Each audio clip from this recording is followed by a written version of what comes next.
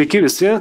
Truputėlį įžangos, kas mažiau susipažinę, tai turim keletą sąvokų, jas gal iškart išsiaiškinkim, bus lengviau.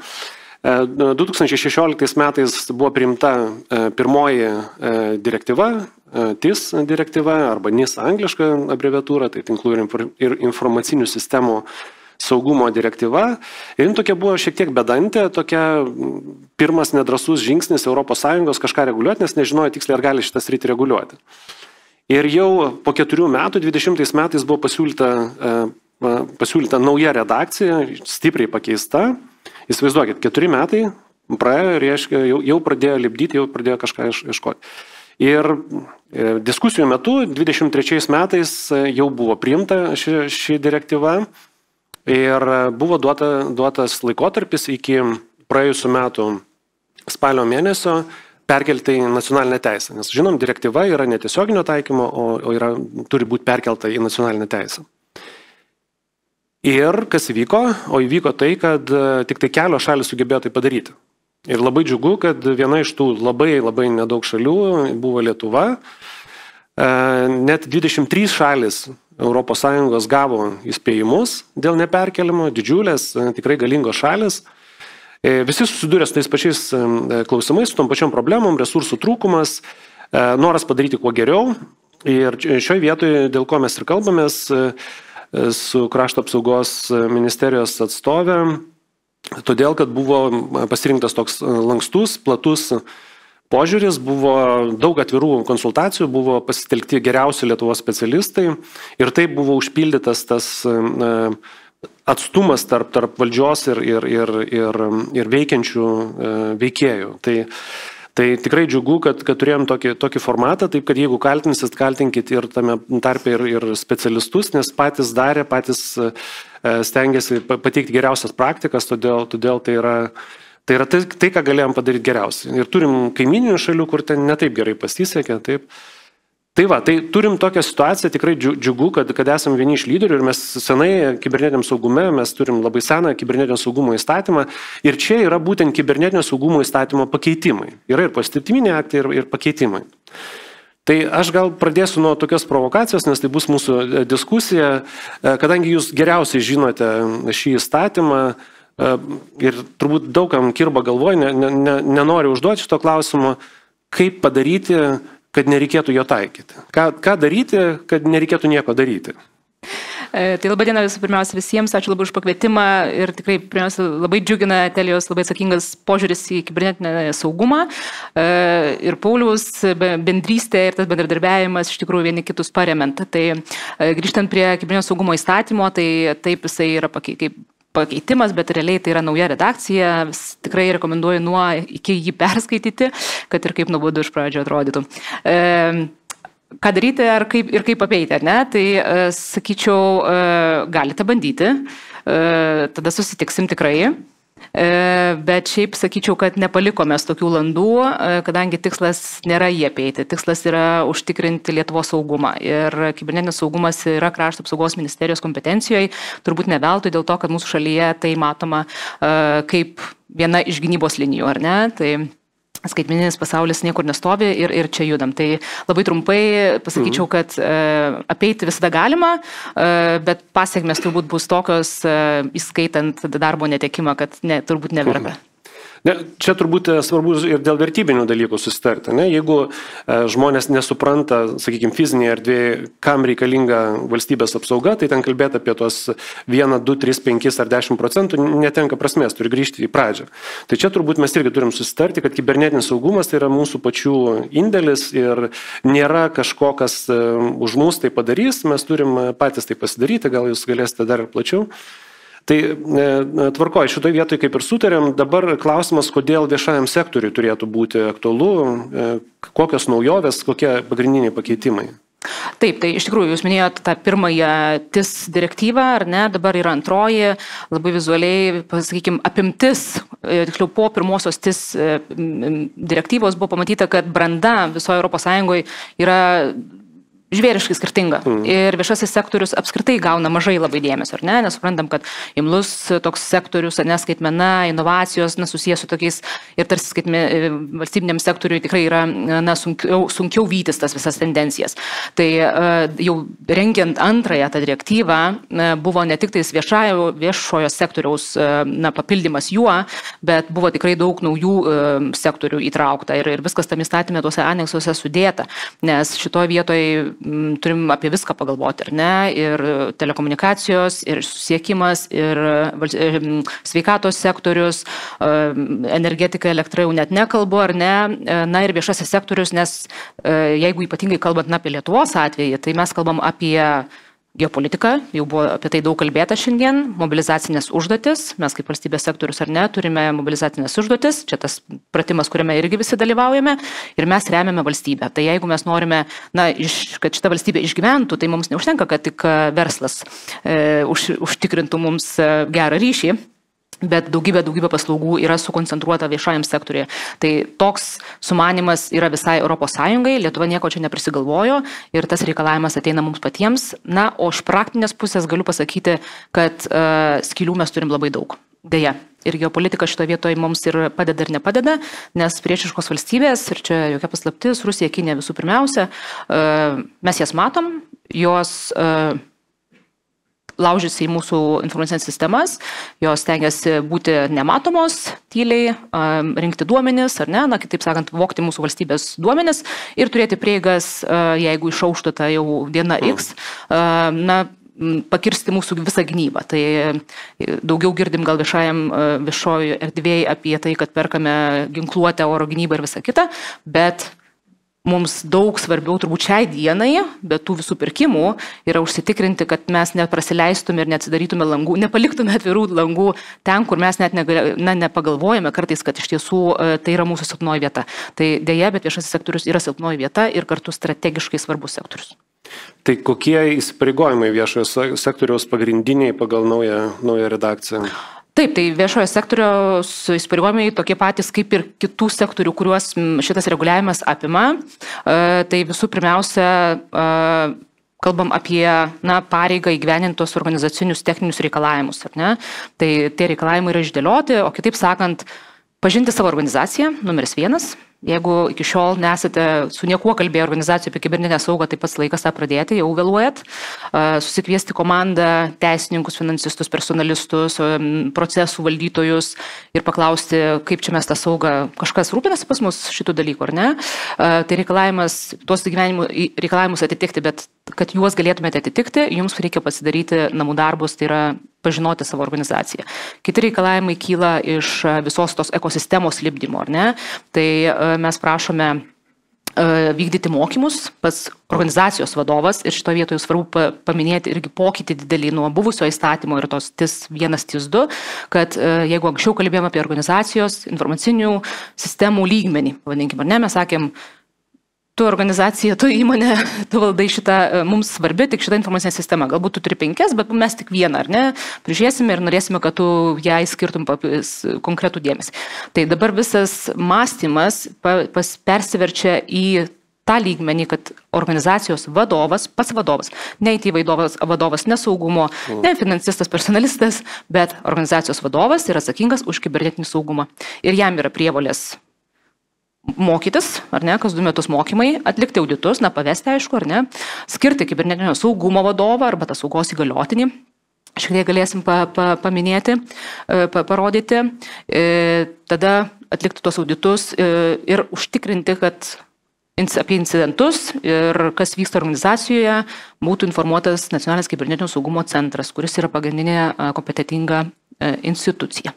Tai tokia visa ekosistema, kaip sakau, nuo nusipirkimo ir susižiūrėjimo, ar turi įrankius, ar ne. Ir čia reikia paminėti, kad ne viską reikia pirkti už milijonus. Yra outsource, yra open šito atviro kodo, yra nemokamų įrankių ir NKSC tikrai yra davus rekomendacijų ir listus, kokius įrankius galime naudoti. Tai čia su tais finansais dar tikiu, kad gausiu klausimą apie tai, bet tikrai galima išsiversti.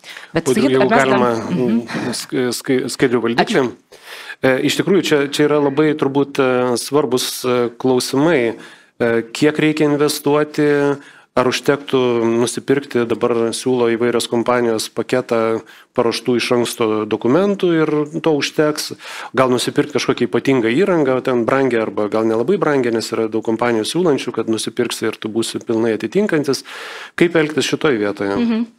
Taip, tai mes siūlom tokį proporcingumo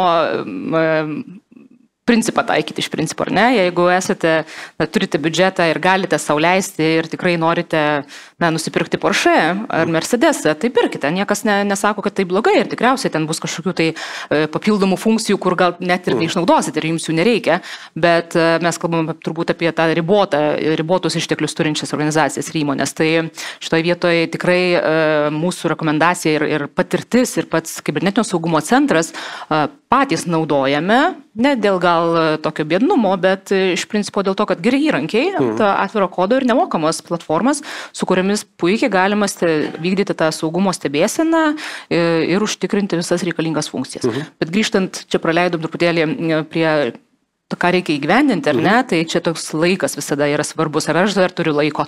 Tai čia atrodytų, kad turit laiko, bet siūlau nelaukti.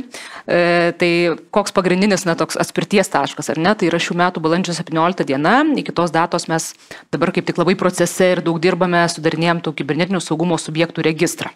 Tai jūsų visos įmonės organizacijos, jeigu esate iš viešojo sektoriaus, jeigu atitinkate, yra bendrieji kriterijai dydžio, kaip organizacijos darbuotojų ir pajamų, šitas gal netinka, ir tada specialieji. Tai kaip sakiau, specialieji, pavyzdžiui, kaip turite mobilizacinės užduotis, teikite kažkokią valstybei kritiškai svarbią paslaugą, tai šitus visus duomenis mes gauname iš valstybinių registrų, juos verifikuojame su ministerijomis, kurios vienaip ar kitaip jūs dengia tos sektorius ir pasidarysim tą sąrašą. Tai iki tos dienos jūs gausite iš NKSC laišką, Welcome to the family, kaip sakoma, ir tikimės, kad tai jūs pradžiugins.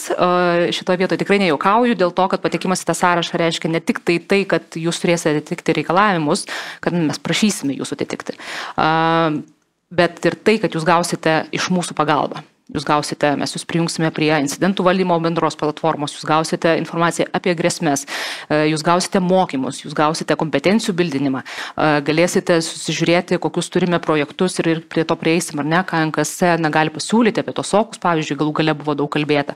Tai čia bendrystė, čia yra dviejų tango. Mes vieni negalėsim to įstatymo, mes jį parašym, bet jisai popierius neišgelbės pasaulio, mes puikiai suprantame. Tai už tai tikrai kviečiam į bendrystę, nes ir pagrindinis reikalavimas yra neslėpti, jeigu turite bėdų, ateiti ir jas bandyti kartu spręsti. Tai va, ir tada porą metų yra įgyvendinti organizaciniai, reiškia politikas, dokumentus susitvarkyti, nepirkite rinkoje, labai prasta kokybė, pasižiūrėjom, neapsimoka, reikės pirkti paskui mokėti dvigubą kainą. Tai šito vietoje irgi ruošiam su NKSC tokius šablonus, pasistengiam, suprantam, kad jeigu nuo nulio startuojat sunkoka, tas visas politikas nuo incidentų valdymo planą irgi paruošėme. Tai daug tų paruoštukų ateis ir iš mūsų, nuo to reikėtų startuoti, bet reikėtų susižiūrėti savo ūkį, savo inventorizaciją pasidaryti ir tada susižiūrėti techninius sprendimus, kuriuos naudosite. Ir pagrindinis vienas iš reikalavimų irgi kas 3 metus daryti tuos auditus, kurie yra viena iš priemonių įrankių, kaip mes galėtume su jumis komunikuoti ir pasižiūrėti, ar jums sekasi ar nesiseka. Tai turbūt tas pirmas ir pagrindinis tai yra pažinti savo organizaciją. Tai yra nuspręsti, ko konkrečiai reikia, įsivertinti ir tada jau ar pirkti, nepirkti, iš kur pirkti, ką naudoti ir tik tada galima susidėlioti teisingą biudžetą ir teisingas išlaidas. Sakykit, paminėjot kibernetinio saugumo centrą NKSC. Kodėl jisai negalėtų atlikti šitų funkcijų? Kam reikia įtraukti tokį didelį ratą privačių, viešojo sektoriaus žaidėjų? Gal galėtumėm kažkaip organizuoti kaip kariuomenę, kad yra kariai ir jie mūsų saugo. Gerai, gera analogija, bet kartu ir pridėsiu, kad kartu kalbam apie kariuomenės stiprinimą, bet ir visuotinę gynybą, ar ne?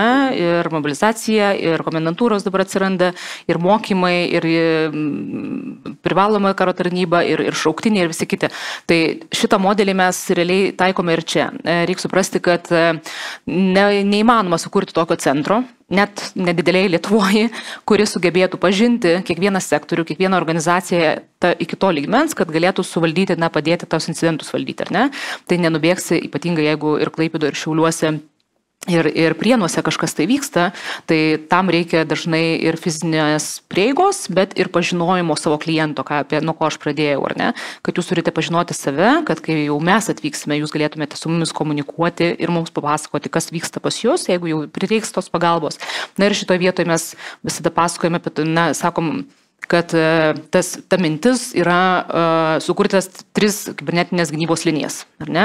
Tai pati išorėje esanti, pati svarbiausia iš tikrųjų, tai esate jūs, visos organizacijos, kurios, jeigu jūs būsite stiprios, tai kitų 2 neprireiks, ar ne? Jūsų nepralaužia, kitų nereikia aktyvuoti. Ar ne? Aktyvavimas reiškia papildomas resursas, laikas, nebūtinai vėlgi sugebėsime greitai sureaguoti, čia yra esmė, ar ne? Kibernetikoje greitis ir pažinojimas sistemų, prie ko tu dirbi, ar ne, to incidento suvaldymui.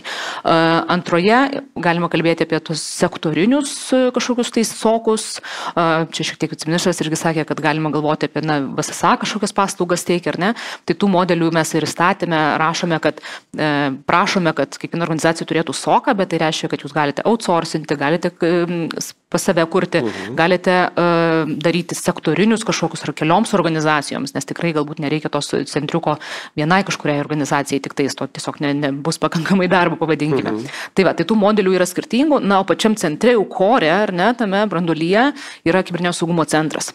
Kodėl jisai yra tik tai core, atrodytų tikrai visą tą perimetrą, turėtų čia kiekvieną dieną visus, ar ne? Tai vis tiek turi būti kažkas tai nešantis lyderystę, rodantis lyderystę ir turintis visą informaciją ir ją besidalinantis. Informacijos kaupimas apie incidentus, apie pažeidimus, apie grėsmes yra pagrindinė šita funkcija taikos metu. Ar ne? Kartu mūsų noras yra padėti visoms toms užsiauginti tuos savo partnerius, tuos savo tos kareivius šitame mūšyje tam blogiausiam variantui. Tai kasdienybėje atrodytų gal rankose galėtų čia prižiūrėti, ar ne, bet visa logika, juk mes kalbame apie krizę, tikrai didelę krizę, ar ne, girdėjot, gal dabar buvo čia Čilėje, ar ne, vakar, kada didelis incidentas, ar ne, tai neveikia bankai, elektros, nežinau, ten pusė šalyje nėra, visi servisai, tai to masto krizę tu gali iššaukti labai greitai, ypatingai mažoji Lietuvoje, tai atjungi, nežinau, elektrą, sugadini kažkokį transportą, vandenį ar kažką, tai pabandykim Vilnių išlaikyti be vandens 5 dienas, pavyzdžiui, ar ne, tai kokio masto po to jau seka visi pašaliniai dalykai.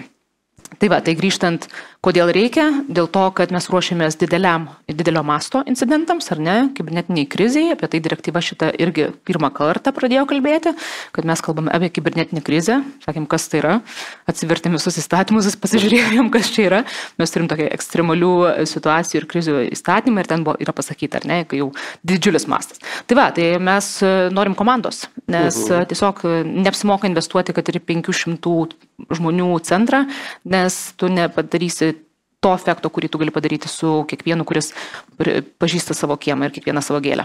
Tai šaunu, kad yra matomas tas sisteminis vaizdas, kas už ką atsakingas, kada sugrįžkim truputį prie organizacijų. Yra tokia kaip ir nauja pozicija, kibernetinio saugumo vadovas, ką ten galima paskirti, gal kaip dažnai ten pigiausia, kuris nelabai turi ką veikti, ir tik tai tenkint šitą reikalavimą, ar vis tik tai yra kažkaip apgalvota, ką jis turėtų daryti ir kokios kompetencijos?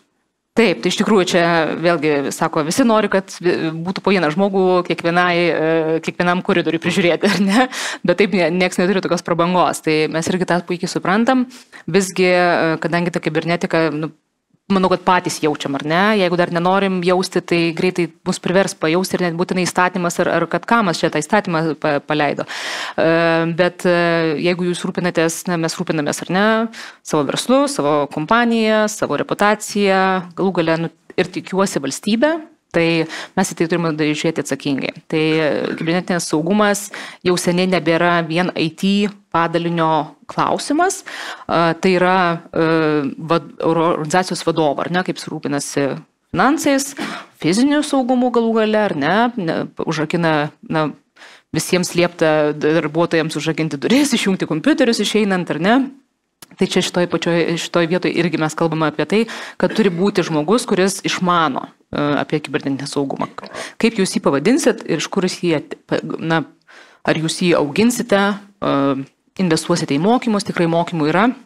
Plus NKS, kaip ir sakiau, na, kaip tas, gal neduosim konkrečiai pinigų, kad jūs investuotumėte į mokymus to žmogaus, bet NKS mes paleidome mokymų platformą. Netrukus ten yra jau pat organizacijų vadovams apie kibernetinį saugumą ir ruošiam iš tiesų kokybišką turinį ir mokymus, na, tiems vadinamams kibernetinio saugumo vadovams, būtent ko prašome. Tai tikrai matėm žinome gerų pavyzdžių, kai žmonės ar tai IT, ar technologijų, ar, na, gali ir būti ir iš kitų sričių. Iš principo to dalyko galima išmokti, bet reikalavimas yra turėti tokią poziciją, ar ne, taip kaip saugos įgaliotiniai atsirado ministerijose. Taip ir čia, na, kažkas turi už tai atsakingas, ar ne, ir iš jo bus reikalaujama vadovas organizacijos, turės užduoti teisingus jam klausimus, o jis turės gebėti atsakyti, tai susižiūrėti tuos visus reikalavimus.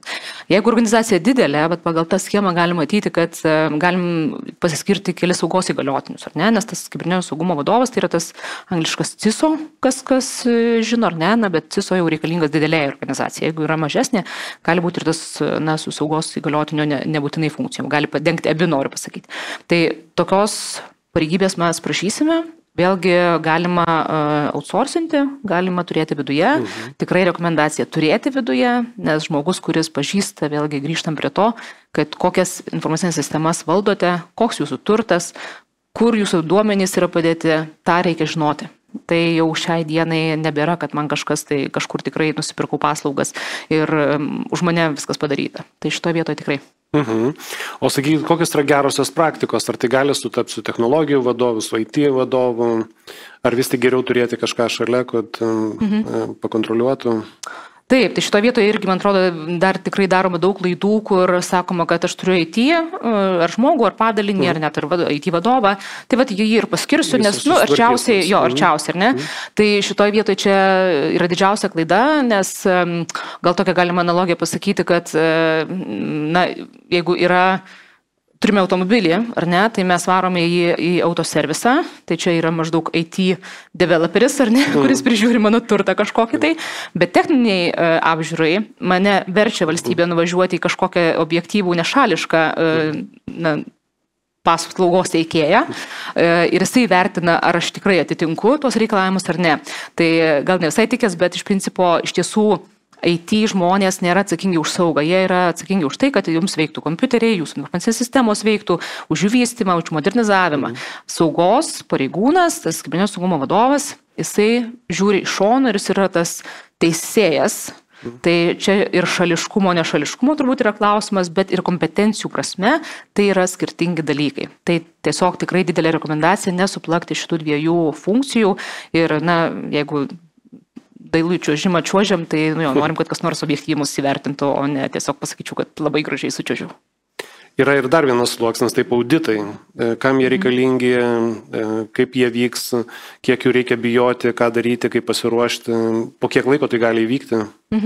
Taip, auditas skamba labai baisiai, mes daug turim auditų šiuo metu, kaip žinote, iš spaudos.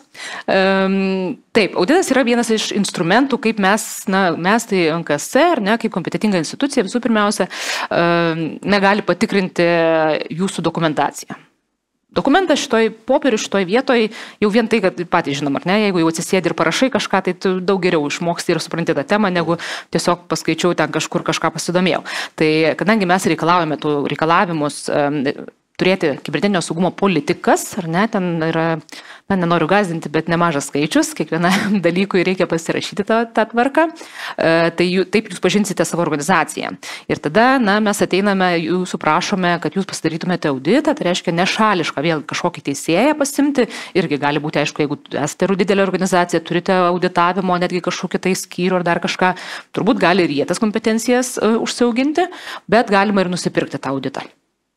Ateina pas jūs, pasižiūri, kas tvarkoja, kas netvarkoja, kas atitinka tvarkas, ar jūsų procesai atitinka, ar tą saugą jūs iš tikrųjų užtikrinate ir panašiai. Tada mes, kaip NKS, ar ne, matydami, kad, na, mums ar yra kyla kažkokių tai klausimų, ar norėtume kažką paaudituoti patys. Tokią rolę turime ir mes patys, mes galime išsirinkti kažką iš jūsų, ar profilaktiškai, ar su pajautimu, kad kažkas ne taip, irgi ateiti patys pasidaryti auditą, nes NKS irgi turi tokį pajėgumą. Ir jisai, leidžia suvokti, ar organizacija seka tas politikas, ką jinai pati savo nusistatė. Tai va čia toks kontrolės mechanizmas, kuris, aišku, nėra vienintelis, kaip suprasti, ar ne, net jis gali neišgelbėti nuo incidentų, bet šitoje vietoje mes tikrai, kaip ir nerekomenduojam tų dokumentų pirkti rinkoje, taip ir siūlome labai atsakingai žiūrėti tuos auditus ir ne tik stengtis dėl žalio, geriau kaip tik gauti geltoną, turbūt, ir tada truputėlį pasižiūrėti, ką galima pasitaisyti, negu gauti visada žalę ir pasidėti vėl į papkę. Pasitobulinti. Turbūt gal turim klausimų iš... Labai daug klausimų. Aš tada, jeigu galima, porą norėčiau užduoti. Ačiū Pauliau, ačiū Inga už pirminius klausimus, bet yra iš tikrųjų saliai. Žiūrėkit, yra per daug klausimų, aš jų tikrai nespėsiu, bet jeigu jūs norit apžaisti mane ir užduoti savo klausimą, jūs galite užduoti dabar tiesiogiai. Nes aš galbūt jo nepaklausiu. Tai jeigu turit labai svarbų klausimą, kelkit ranką, tiesiog klauskit. Prašom.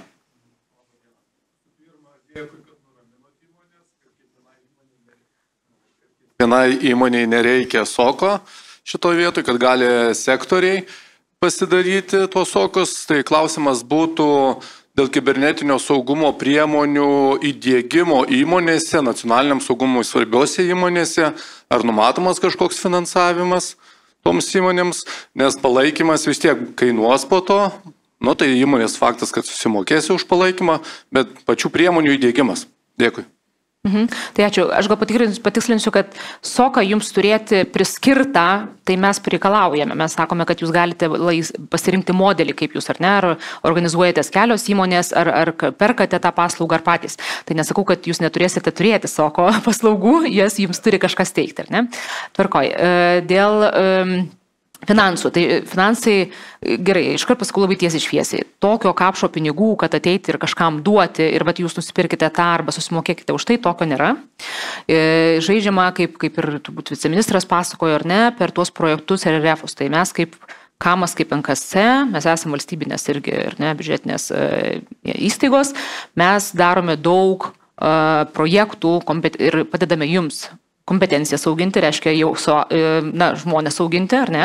Nesurasime jums žmonių, bet juos mes galime apmokyti, suteikti mokymus. Mes parekomenduosime jums, kaip sakiau, atviro kodo ir nemokamus instrumentus, apmokysime juos su jais dirbti, jeigu reikės. Šiuo metu yra 40 sokų mūsų kartu su tom įmonėm organizuojamų ir statomų. Tai šitas visas per paslaugas jūs tą pagalbą gausite. Tiesioginių išmokų ne. Šiaip turbūt reikėtų atkreipti dėmesį, kad priimant šį norminį aktą Europos lygmenį buvo labai aiškiai ir skaidriai pasakyta, kad tikslas yra padidinti investicijas į kibernetinį saugumą. Nebuvo niekas slepiama, reiškia visi turim skirti daugiau. Tai čia neišskiriant nei viešojo sektoriaus, nei privataus, tai yra labai atvira žinutė, kaip dabar mes gaunam žinučių kitose srityse apie didesnės investicijas, tai lygiai tas pats ir čia. Ar dar būtų kažkoks klausimas, kurį jūs norėtumėt apšokti šiek tiek, nes klausimų yra iš tiesų daug ir nemažai susijęs su personalo trūkumu. Ir čia vienas galbūt populiariausių klausimų, kad egzistuojantys sokai pasakoja apie žmogiškųjų išteklių trūkumą. Siūlote viešajam sektoriui burtis į grupės, kurti sokus, kas juose dirbs, ar jūs to tikite, nes buvo ir panašus klausimai dėl savivaldybių, ar jos sugebės pritraukti tuos trūkstamus specialistus. Galbūt galėtumėt pasidalinti savo matymu, kaip šitoj srityje galima būtų spręsti šitą problemą. Taip, tai čia iš tikrųjų tikrai žinoma opi problema ir ne tik Lietuvai. Vėlgi visoje Europoje yra tūkstančiais trūksta kibernetinio saugumo ekspertų. Tai šitoje vietoje, kur yra paklausa, atsiranda ir pasiūla, tą puikiai žinom, rinka labai greitai prisitaiko, jau matome tokį susidomėjimą ir įmonės tikrai augina tuos talentus, plus mes patys irgi dirbame su universitetais, kad ateitų ta ekspertizė ir iš universitetų, kad yra toks auksinis kažkoks sprendimas čia ir dabar ne, jo nėra, bet šitoje vietoje ir sakome, nelaukite tų datų, kurios ten yra nurodytos, nes kas pirmas išeis į rinką ir susikvies tuos ekspertus, tas ir laimės daugiausiai ir būsite saugus, ramus ir nereikės jums paskutinę dieną kovoti dėl tų talentų. Tai šitoje vietoje manau, kad procesas tiesiog įsibėgės, kai tų ekspertai jau bus kviečiami. Jų tikrai galima rasti. Dar porą klausimų, galbūt tokių trumpesnių su atsakymais. Pasipylė CISO paslaugų pirkimai iš išorės ar rekomenduojami reikalavimai, kurios turėtų atitikti CISO? Mes įstatymė yra parašyta, kad tas CISO arba tas kibernetinio saugumo vadovas turi turėti įrodymą, kad jisai turi kompetencijas, ar ne, pati organizacija ir jos vadovas nuspręs, todėl vėl referuoju į NKSC, tą mokymų platformą, kuri A, nemokama, B, duos sertifikatą. Tai mes tikimės, taip ir padėti iš tikrųjų jums patiems ir tuos žmonės užsiauginti ir kad jie būtų kompetentingi ir kvalifikuoti. Gal žinote ir kada bus pasidalinti standartiniai dokumentai ir techninės priemonės sąrašas, kurių reikia NIS2 atitikimui? Iš dalies tai jau yra, jeigu mes kalbėsime apie vyriausybės nutarimą ir ten incidentų valdymo planas yra, ar ne, patvirtintas, tos vykdymo priemonės, kokie reikalavimai yra išrašyta, tai viskas jau yra. Aš tik sakau, kad kaip tą atitikti jau grinai jūsų organizacijai pritaikyti, mes pabandysime, dirbame dabar tikrai intensyviai, darom viešieji pirkimai, aišku vėl, šablonus dokumentų, kurie galbūt jūs užves labiau ant kelio ir kad jums nereiktų pirkti iš dokumentai.lt nekokybiško produkto.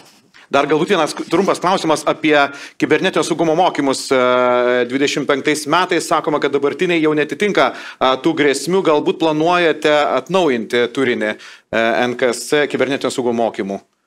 Manau, kad atitinka, tai šitoje vietoje reikėtų padiskutuoti su paklausėju, kodėl jis galvoja, kad netitinka, nes mes naujiname ten nuolatos. Supratau. Ir galbūt paskutinį klausimą, ar turite kažkokias rekomendacijas viešojo sektoriaus organizacijoms dėl kinų gamintojų įrangos nepirkimo arba kažkokiu būdu monitorinimo, ar privačiam sektoriui taip pat teikiamos tos konsultacijos apie kinų gamintojų grėsmės, jeigu jos tokios yra? Tai čia keli takeliai. Apie viešąjį sektorių kalbant, tai yra vyriausybės nutarimas ir pasakymas ar ne, kad yra sureguliuota, iš kurių valstybių neperkame, įskaitant iš Kinijos, ar ne, uždedame varnelę, kad šito nacionalinio saugumo tikslais ir tiesiog tokį pasiūlymą mes turime teisiškai atmesti, tai tą mes tikrai labai prižiūrime kartu su EIMINu ir su viešųjų pirkimų tarnyba, turime daug paklausimų ir tikrai stengiamės tą pilnai užtikrinti, privačiam sektoriui mes to nereguliuojame, bet tikimės, kad atsakingos įmonės pačios įsivertina rizikas. Tai tada aš labai dėkoju Ingai Sunelaitinai, Krašto apsaugos ministerijos kibernetinio saugumo ir informacinių technologijų politikos grupės vadovai ir aišku mūsų vyriausiam juriskonsultui Pauliui Pakutinskui. Ačiū dar kartą ir...